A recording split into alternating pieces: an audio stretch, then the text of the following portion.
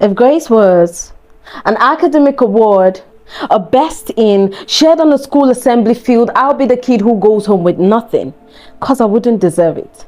My grades would have been lower than the soles of the shoes I used in trampling on the home trainings I'd been given the moment I stepped into school, literally.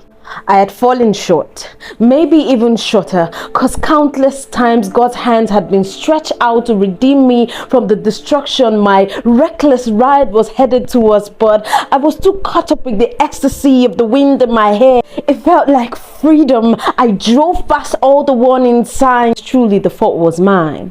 And if justice was to be impartially served, I should be convicted to die.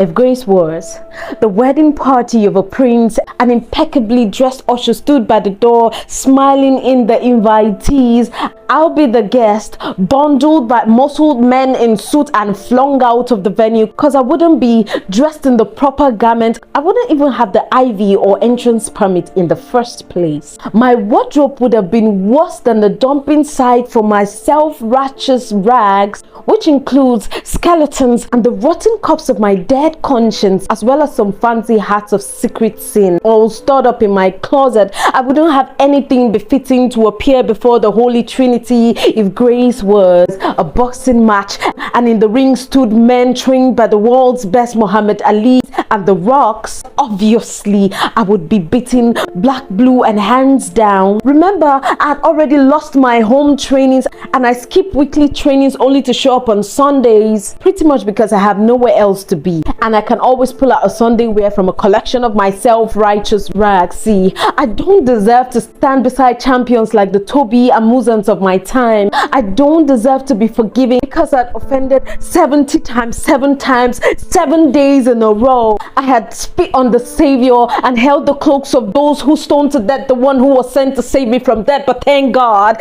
grace is like a mighty flood. And no matter the tall building story of my sins, it collapsed into the powerful waves of His mercy, and I drowned slowly in His perfect love. Grace is His blood, bloodier than the blood of my hand, transforming me from a bloodshot criminal into a man who can't even hurt a fly. Grace is a passionate lover, a groom stepping out of his chambers to embrace a cheating bride caught red-handed, stark naked in the arms of another man named Lucifer. Grace is Jesus, handing me a new report card because he wrote the test and scored an A. Grace is Jesus, showing up at my prison cell and breaking the chains. Grace is Jesus, covering me with the robes of His righteousness. Grace is Jesus, winning the championship over death and the grave and handing me the gold medal of Zoe.